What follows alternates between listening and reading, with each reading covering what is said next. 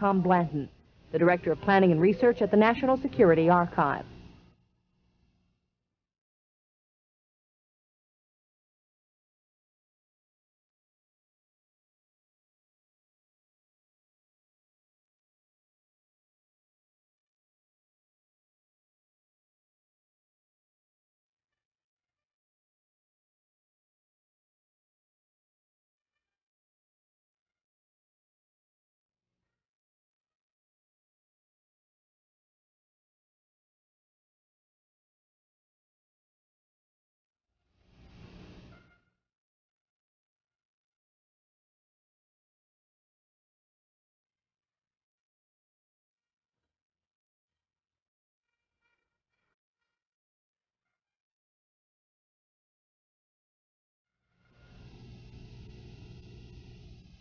On this Wednesday, November 25th, the day before Thanksgiving, here's the USA Today headline: "Next for Arms Treaty, Selling It." And Juan Wolty leads off by saying that selling the nuclear arms treaty to the Senate may prove as difficult a task for President Reagan as wrapping up the deal with the Soviet Union. The treaty is going to be very difficult to ratify, said Senator Ted Stevens, after the superpowers wrapped up their agreement to eliminate immediate-range missiles. I hear thunder on the left and thunder on the right. This is USA Today, and also in other newspapers here on the East Coast. On the day before Thanksgiving, we have the New York Times, and their lead is the same. Accord is reached on missile treaty by U.S. and Soviet. Verification plan. For the first time, each side can place its people by others' plans. This is by Michael Gordon, and the dateline is Geneva. Another story here is Chinese new premier, Li Peng, and fragile time for Salvador. Duarte tries to deal with violent legacy. Some of the newspapers here on the East Coast as we begin another 90 minutes of phones and conversation about the issues of the day. Our guest, Tom Blanton, from the National Security Archive, is not here yet, so we will talk about what's in the morning newspapers and take your phone calls as soon as they begin coming in. Get your reaction to any of the stories you see in the morning paper. Here is the Washington Times, Wednesday, November 25th, the same story. They place it inside. Senate leaders go to work on selling proposed INF treaty, and some of the things in the story that might be of interest. I believe in the treaty, but I hear thunder on the left and on the right. Senator Ted Stevens says, the same quote from USA Today: "This treaty is going to be very difficult to ratify." Senator Alan Cranston of California, second-ranking Democrat in the upper chamber, declared the proposed treaty something to be thankful for this Thanksgiving and said his preliminary vote count shows that 50 senators are very likely to vote for it, barring unforeseen circumstances. I'm going to drop this newspaper and read a little bit more. Some of the information might be of interest to you. A two-thirds Senate vote is required to approve a treaty, meaning 67 senators would have to support it, according to Gene Grabowski of the Washington Times. Mr. Cranston, who told reporters it was ironic he's supporting President Reagan's treaty when many Republicans oppose it, said 22 or 23 conservatives are likely to oppose it. Unfortunately, we cannot assume the Senate will ratify the treaty, Mr. Cranston said. I don't believe that 1/3 plus 1, meaning 34 members of the Senate, would take it on, but it could be defeated by loving it to death with efforts to improve it and make it unacceptable. Some of the other comments, Senator McClure, Republican from Idaho, said the treaty would be examined very carefully but wouldn't predict whether the Senate would block it. He said it was premature to judge a document that is yet to be read, and he harshly criticized attempts to complete the treaty in time for the Reagan-Gorbachev summit. We have a call. Let's take first call of the morning from Reston, Virginia. Go ahead, please. Yes, I was reading my post this morning like I usually do, and what gets me is that, you know, we talk about other people stealing our technology, either Soviet Union or Iran or Libya, some foreign country, but our best friend Israel seems to be taking a lot of our information, and I refer to the article in there about the tank gun barrel technology. And my question was, have these people been arrested, or is any more information going to come out about the man from Israel who went to England and wanted to tell Americans about Israeli nuclear technology? Tell us a little bit more about the story. I have the post in front of me, but it's not open to that story, and I'm not able to answer the questions you're asking. Will I go grab my paper? Well, yeah, let me see. Is it on the front page? It should be started on the front page. Okay, I'll find it. And what else about the story that disturbed you? Well, what disturbed me was the fact that we always, every time they mention a high-ranking Israeli official, I don't care if it was the Pollard case or this one in particular, or about the Israel trying to come to the United States and talk about nuclear technology, about them probably having weapons and stockpiling nuclear weapons. And why? It always seems to me that it lasts for a couple of days or a month, and then all of a sudden it disappears. Okay, sir, thank you very much for bringing the story to our attention. We hold off on the phone just a little bit. We'll get back to him in a moment. Our guest is here, Tom Blanton, who is the Director of Research for the National Security Archive. What is the National Security Archive? It's a nonprofit, nonpartisan research institute that collects government documentation on national security issues and tries to put it together in a way that then becomes useful to researchers. Let me read your executive director, Scott Armstrong, wrote in the New York Times, I believe it was the 19th of November.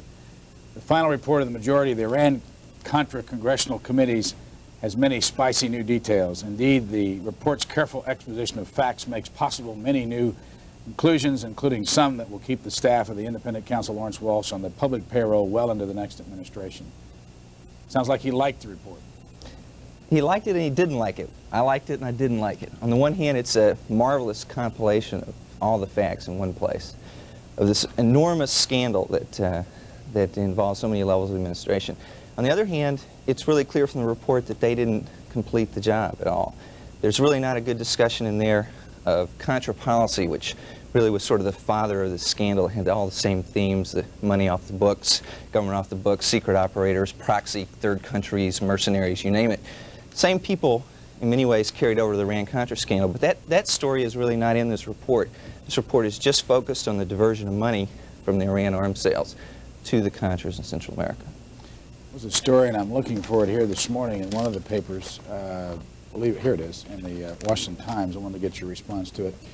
End covert activities, ex-CIA agents urge, and this is a story by Bill Gertz in the Washington Times. He says, a group of political activists, including former U.S. intelligence operatives, now affiliated with left-wing political causes, called yesterday for an end to covert operations. David McMichael, a former CIA contract employee, said the U.S. government's capability to conduct covert intelligence operations should be dismantled since they are carried out in secret and violate U.S. law. What would your position be on that? We wouldn't have a position on that, but it's a very interesting charge from a very interesting group of people because in many ways I think McMichael used to be the CIA's analyst for Central American intelligence, and I think there's some other folks in there, including the former CIA station chief in Angola, John Stockwell, I think was in that story. I think that group essentially says, from our experience, and we've been around the block and we've seen the agency work, we don't think it works very well. We don't think it works very well to combine covert action with democracy. I think there are a number of critics like Mort Halperin and others, former Deputy Assistant Secretary of Defense, who take the same point of view, which is to say secrecy is antithetical to democracy. In instances like the Iran-Contra scandal, the committee and the Tower report both said that secrecy, obsessive secrecy, was at the core of the scandal, and that was one of the real ways that they were able to take the scandal off the books. We wouldn't take a position in terms of whether that's a good idea, a bad idea. I think our criticism of the committee report is just that it didn't get into the full extent of the scandal and just focused on the diversion. And so when they have a chapter discussing that issue in this report, covert action and democracy, are they compatible? The committee says, well, we have to have covert action, but it doesn't take a much wider picture or look at it in any broader context, which is to say over a number of years as opposed to just the 2 years of the diversion. Go to the phones in a couple of minutes, and the subject is the Iran-Contra report, and our guest is Tom Blanton, who's the Director of Planning and Research at the National Security Archive. This is the only thing I could find in the New York Times today. This is just several days after the report was issued, and it's a photograph, photographed by Paul Hossafros. The stage is bare as Iran-Contra hearings slip into history. Are you surprised at either the volume of publicity about the report or the lack of press attention to the report? There was a lot of press attention the day it came out, and I think the Times asked Scott to do that review essentially because they expected a lot more press attention than it's then gotten in the following week. And one of the reasons is that before the report came out, people were writing stories, well, it's going to look like this, it's going to look like that. But once it's out, there's almost too much to digest in a certain way. But then on the core issues, what's going to happen to people like Ollie North and John Poindexter really is up to the special prosecutor. And he's indicated they're going to bring indictments in the near future, perhaps as soon as January. Given the pretrial maneuverings and so forth, you might not even see trials until after the presidential primaries in '88. You might have it carry over into the spring of '89, and you might even have a former president, Ronald Reagan, come up as a witness in those trials, because they might still be going on at that time. This is, we've shown this before, this is how thick the Iran-Contra report is, but I want to show you secret military assistance to Iran and the Contras, a chronology of events is about twice as big, and this came out back in July by your organization. That's right. What impact, if anything, did this have on the hearings? I'm not sure it had enough and impact. what is it, first of all? What it is, it's a chronology of all the events that are connected to these people like Ollie North, Poindexter, Secord, and others from the time that they were in the service. Secord was in Iran in the mid-'70s, from the time they came to these special operations areas, which started really with the hostage rescue mission to Iran in 1980 that failed. Secord was on the planning team for a follow-up. Never really happened, but it did set up a bunch of structures that allowed Ollie North to get quite a lot of power in the National Security Council. What we did is go back and put together documents that we had gotten from the Freedom of Information Act. We went back to all these newspapers and many, many more to look at what people had written and said about the Iran arms sales. You know, Jack Anderson had a column about Iran arms sales. There was quite a bit of attention in foreign newspapers, some Israeli papers, some Middle East newspapers, some European newspapers saying, you know, there really are arms being traded to Iran. We try to put those together with the material in the Tower Report, with the material in the early Senate Intelligence Committee investigation, and put them in chronological order so you can see all the connectors. That chronology, by the way, is now up to about 3,000 pages. So if you can imagine something that's roughly 4 times the size of this, we can't even print it as a book anymore. It's so enormous, and we're going to try to put it online so people can do computer searches of it, and that should happen within about a month or two. Tom Blanton is our guest. He's the Director of Planning and Research at the National Security Archive. He's been there for the last year and a half. He is the co-author of the chronology and former journalist with the Atlanta Journal-Constitution. Also has published some articles in the New York Times. Worked on the staff of the Congressional Joint Economic Committee. When and who for? It was probably 10 years ago for Congressman Gillis Long. I'm from Louisiana originally. Also is the editor of Crimson. The Harvard Crimson. That's Harvard Crimson at Harvard University in Boston or Cambridge. Where are you originally from? Bogalusa, Louisiana. Married? Kids? Where I grew up. Nope. Nope, not yet. We're going to grab this phone, but I want to ask you one more time about the National Security Archive. Who funds it? How many people work there? What's your mission?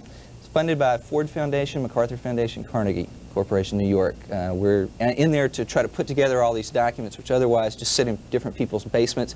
There's no long-term institutional memory to try to use the Freedom of Information Act. So we're there. We have scholars, researchers, journalists all come in to use our facilities. We've got 32 people on staff. We've got projects in every national security area, ranging from the Cuban Missile Crisis to currently what's going on in El Salvador, which led the news last night. Next big project? Next big project, very interesting, nuclear non-proliferation probably. We were talking about the Israelis and the nuclear technology. It's a fascinating area, and in many ways the real keys to it are going to be those second-tier supplier nations who are giving the technology to other people like Pakistan and India, who are either already have the bomb or on the verge of getting one. Rockville, Maryland, go ahead, please. Thank you. It's a pleasure. Say, what I want to know is that about a year ago, it was taken for granted that this Iran-Contra scandal was an enormous scandal, that it was going to drive Reagan from office. Now, the committee had all these investigators, all this time in the world, and they fell very far short of coming up with any new information. And about all they did was express their indignation on the air, and now in the report. They've expressed indignation, but no really serious information. Now, we look forward to the special prosecutor. Now, will you personally take it as a defeat or an embarrassment if the special prosecutor does not come up with an indictment? How will you explain this with all the facilities and time at his disposal? How would you explain it? Okay, thanks, Rockville. It's a good question. My understanding is that essentially there are 4 indictments that are more or less ready to roll, that have been ready to roll, at least in their substance, since the midsummer. and that the only thing that Judge Walsh was waiting on was to get those Swiss bank account records. But in fact, that there are 4 indictments: Secord, Hakeem, his partner, John Poindexter, and Ollie North, who the prosecutor sees as the core of the group that took this policy off the books. That's essentially ready to go. I believe they're also ready for the eventuality that any of those people could be pardoned, any or all of them could be pardoned. It's my understanding that no matter what happens in terms of indictments and trials, the special prosecutor also intends to put out its own report, including all the evidence that they've gotten. Northville, Michigan, go ahead, please. You're on with Tom Blanton. Yeah, hi. Say, every once in a while, there emerges in the news, and then it immediately drops out of sight, that the Reagan outfits in 1980 somehow promised the Iranians arms if they withhold releasing the hostages until after the election. I wonder what, in your researches, Mr. Blanton, have you come across that one can look at that as something that did happen, or whether one should forget about it and wait for further developments? Thanks, Northville. Very interesting question. A lot of press attention looking at that right now. We've gone back and tried to reconstruct those events, and there is one thing we do know happened, which is some representatives of the Iranian government met with representatives of the Reagan presidential campaign in 1980. And Dick Allen, who went on to become the National Security Advisor, was in those meetings. We do know that that happened. Allen and other people there roundly deny that any deal was struck. It seems to me somewhat implausible on the face of it that they would have struck a deal at that point in the election campaign just on pure political pragmatic grounds. It would be the stupidest thing in the world. Can you imagine how it would have totally destroyed the Reagan campaign if any of that had ever leaked, if there had been an explicit deal? At that time, you know, the hostages were still at the embassy, and the attention of the whole country was focused on them. It would have been a very stupid thing politically to enter into anything like that with the Iranians, who no one really trusted at the time anyway, or since. So just on the grounds of political plausibility, it seems somewhat dubious.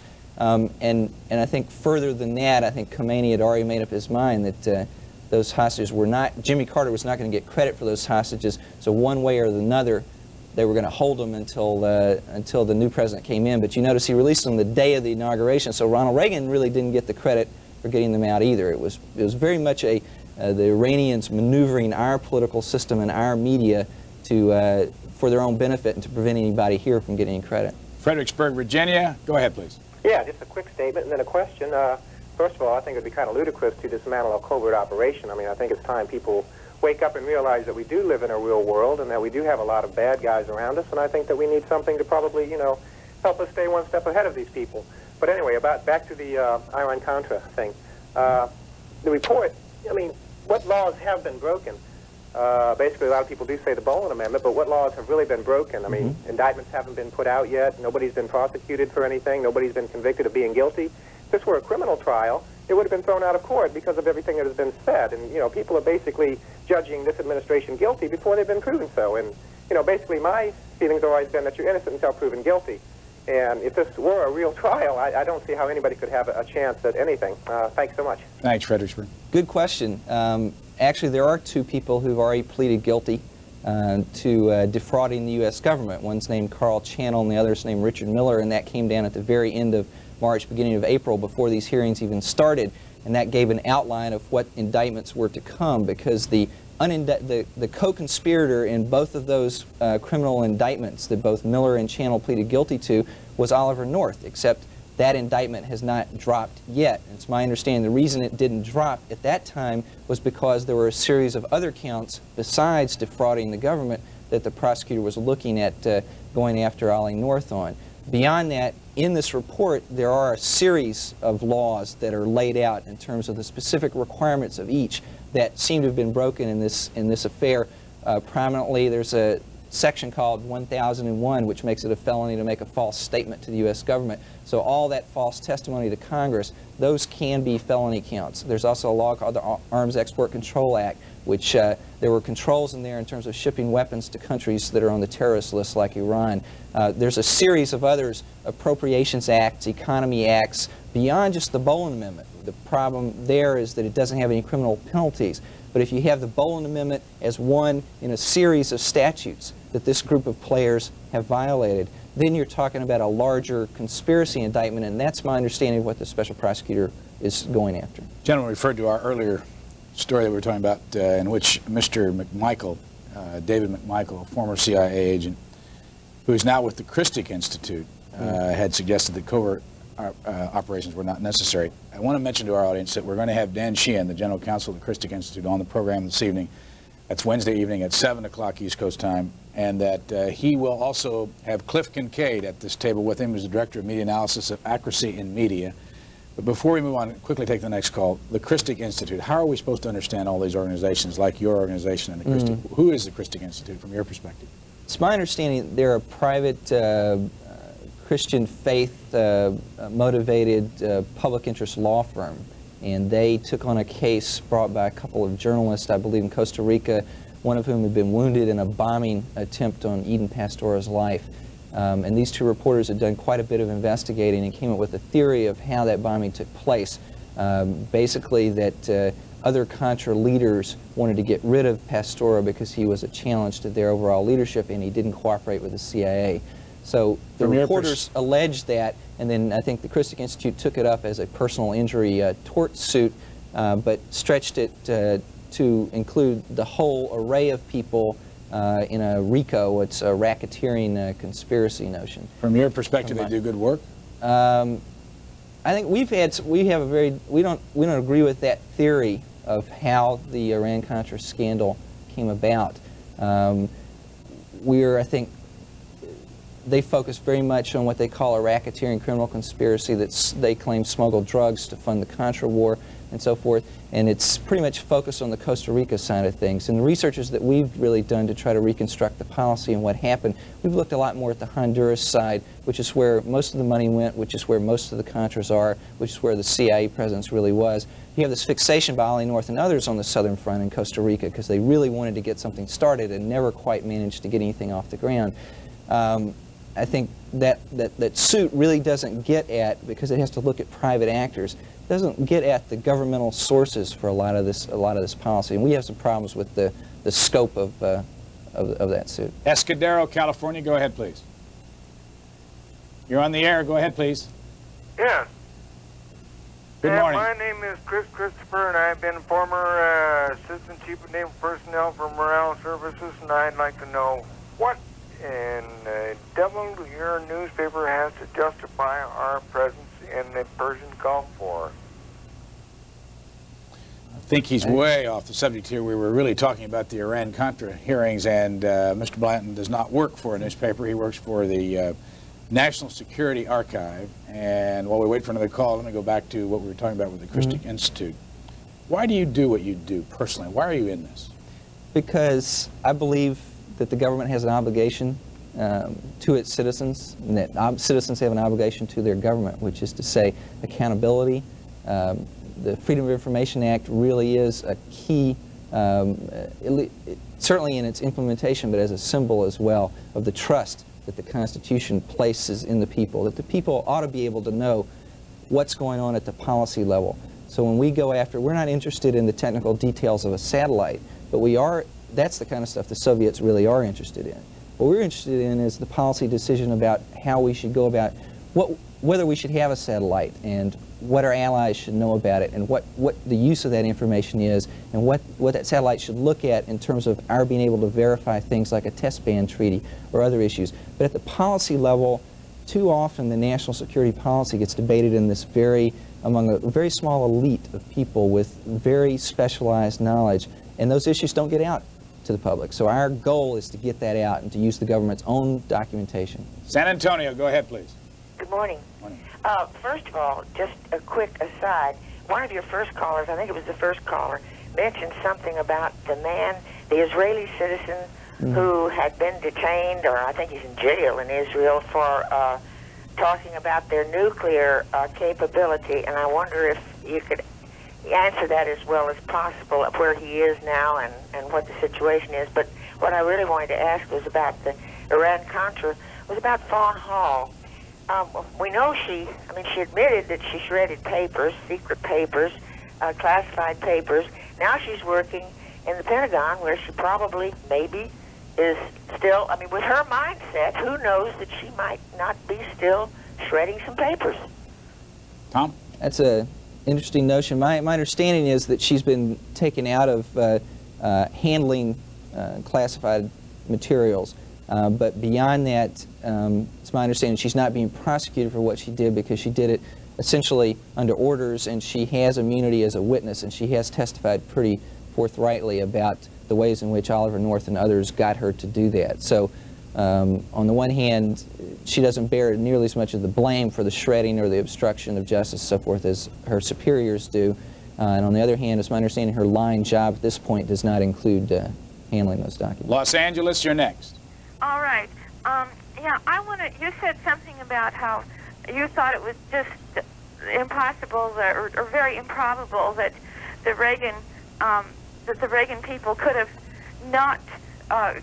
struck a deal with the Iranians because of the high risk involved. Mm-hmm. But you know, they've done so many crazy things. I don't see how that's very much of a that's very convincing. And another thing is that I saw on McNeil Lair, and other people have noted this too, that when one time Richard Allen was talking about the release of the hostages, and they talked about, he said that somebody had said that they were going to hold a few of them back, a few of the hostages back, and he said the deal is off. We told them that the deal was off if they held them back. Have you heard that quote?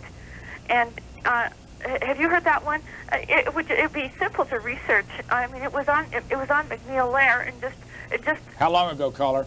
Oh, it's been a few years. It's been a few years back, but certainly they have transcripts. Okay, thanks. The reason I just say it was implausible for them to have cut that deal was because there's a notion for the people who propound that theory that the Iranians were just really desperate for whatever future weapons in the future they could get. The problem with that theory is that Zbigniew Brzezinski and Jimmy Carter, in both of their autobiographies, say that Israel was already shipping weapons to Iran during the time that the hostages were held there. Subsequently, Haig, McFarlane, and others sort of gave a tacit approval to those continued shipments, but the arms shipments from Israel to Iran had already begun to take place and were continuing during that time. There was some need on the Iranian side to get more weapons to fight that war against Iraq, but not the desperation that people talk about. I think there's really a bit more of the psychological deal here, which is Khomeini and others knew that Jimmy Carter was desperate to get the hostages out so that he would strike a good deal with them with regards to the reparations and the money that had been frozen, the Iranian money that had been frozen. And that stuff really was important to the Iranians because that was hard money they could use to buy imports and so forth with. But in terms of striking a deal to say, we'll give you weapons later on if you let the hostages out as soon as we come in on Inauguration Day, it didn't really take place in the sequence of even U.S. shipments, didn't take place in that vein. You already had Israeli shipments, and after the Reagan administration came in, you had some tacit approval later on in '81 and '82 for those shipments to continue. But there wasn't the sudden opening of the floodgates of U.S. weapons immediately. In fact, it took 4 years before the U.S. ever participated directly in those shipments. New Boston, Texas. Go ahead, please. Yes. I made a few little notes on the envelope a minute ago listening to this fellow you've got on now. And just several comments. It appears that Washington and around the country we've got a overly large number of private, so-called private organizations that are pushing a one view, one world government, their viewpoint concerning global communism and a very liberal point of view that appear to be giving either incorrect or highly slanted information to Congress. And it appears that this Contra cover-up may be more than are no more than just a whitewash of a gradual turnover of allies in Central and South America to the Soviets.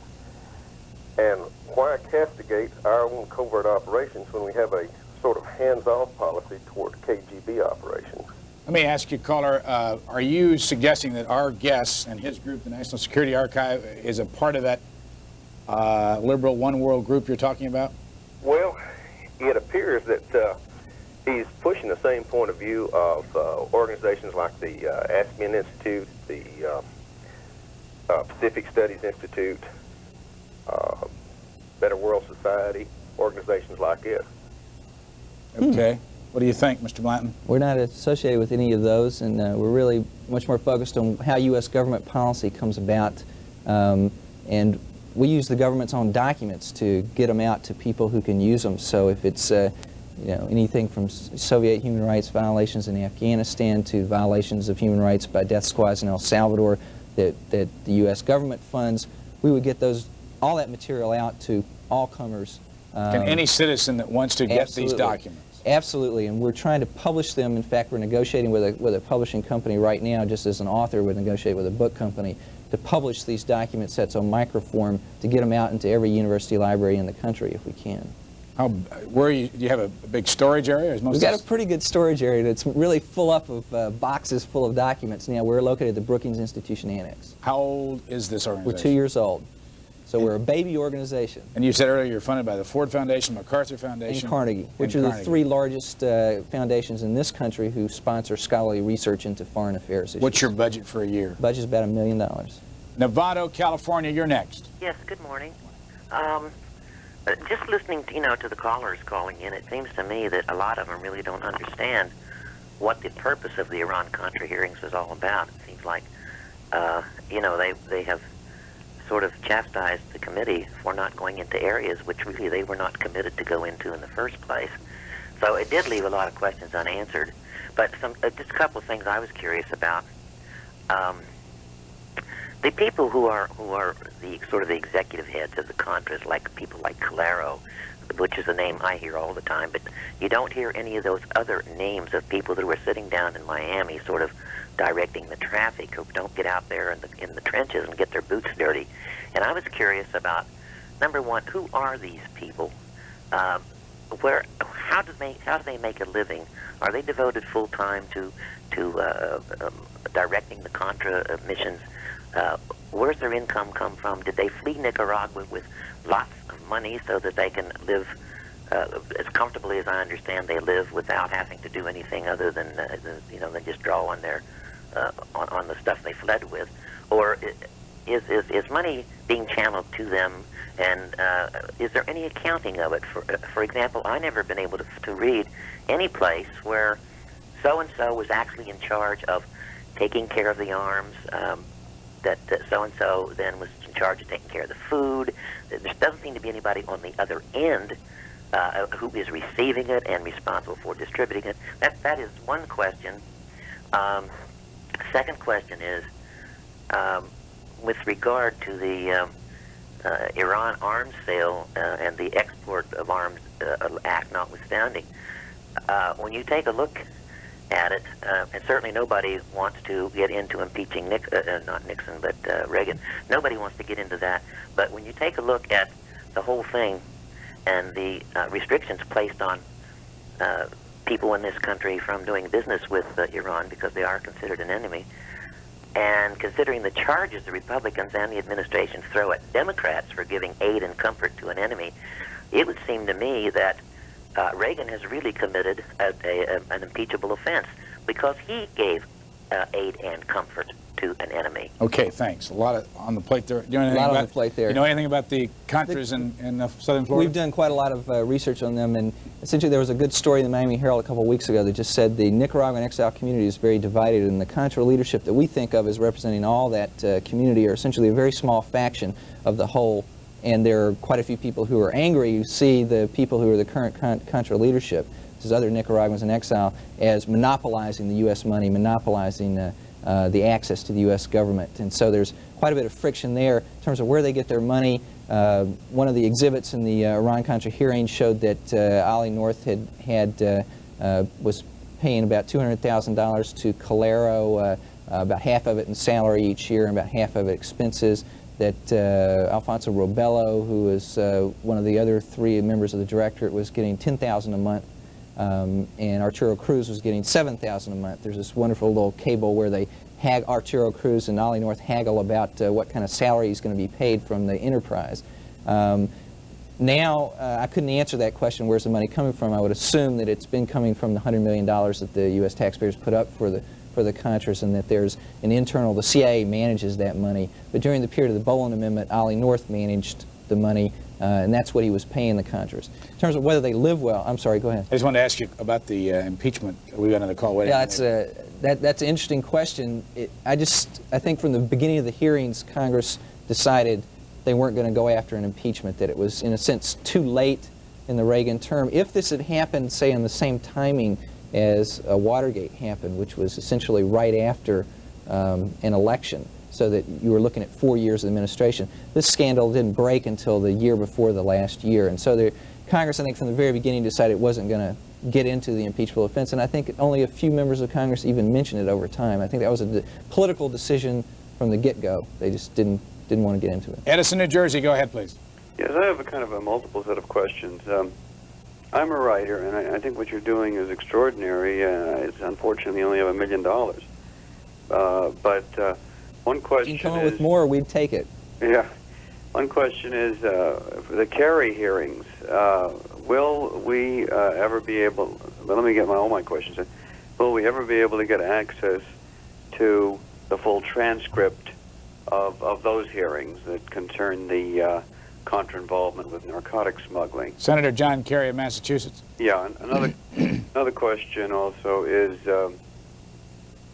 at what point do these people declassify documents? I've been doing some research on the American presence in the Caribbean in 1915. There's certain things you can't even get a hold of. We're talking about 62 years ago. Are you vigorously pursuing the kind of advocacy for writers and scholars that can get access to this? And lastly, do you have a name of a lawyer who, or for a writer who's having trouble, who do I call to get help? And I'll hang up. Okay.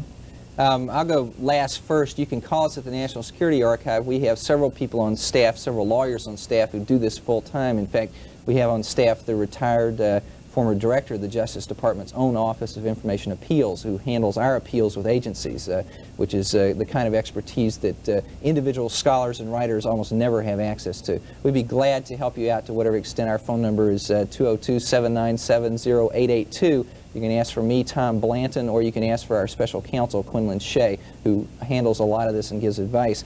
On the declassification issue, yes, it is a very strange process in the government. They're supposed to declassify pretty much everything after 30 years. And a lot of those files go into the National Archives, but there is a significant backlog. Those people are overloaded and very, very understaffed. It takes longer than it should to get that stuff declassified. We're going for even more contemporary materials through the Freedom of Information Act, and although we get a lot of material, a lot of it still is deleted.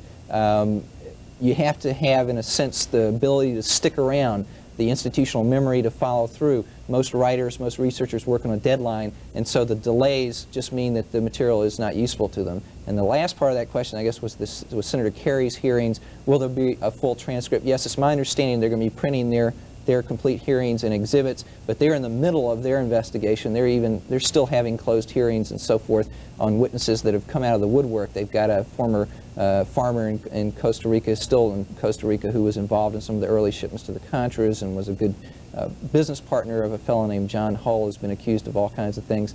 And he just came up essentially 3 weeks ago and testified in closed hearings. So that's proceeding forward, and it's my understanding that they have gotten a lot of information that they're getting into their record, but it will be a matter of a few months before we see any of the real results from those hearings. How difficult, we only have a minute left, how difficult is it for the public to get some of the documents that you have? Is it cost them a lot of money? shouldn't cost them a lot of money, but it is often difficult. The key issue is time. You can put it in a Freedom of Information request, and at the State Department it may be 2 years before you get anything back. So if you want anything on a deadline, it's very hard to do. We were just talking to, I think, Chuck Babcock of the Washington Post just got a notice from the CIA that a request he'd put in 1979. They called him up a couple weeks ago and said, well, we've got 3,200 pages of stuff ready for you to look at. You still interested? Does the government use that as a device not to release something? That's our belief, but part of it comes from deliberate delay, but part of it is that the Freedom of Information officers, for the most part in the government, are really trying to get this out. They see themselves as access professionals, and they're working very hard to get it out, but in certain places, certain departments, there's a almost deliberate inefficiency so your delays are enormous. Graduate of Harvard University, Tom Blanton, our guest for the last 45 minutes, Director of Planning and Research for the National Security Archive based here in Washington. 32 people in that organization, funded by the Ford, MacArthur, and Carnegie Foundations. Mr. Blanton has been with the National Security Archive for the last year and a half, and prior to that did some journalism work at the Atlanta Journal and Constitution. Thank you for joining us. Thank you very much, Brian. We'll be back with Fred Kemp of the Wall Street Journal. We'll talk about Korea in just a moment.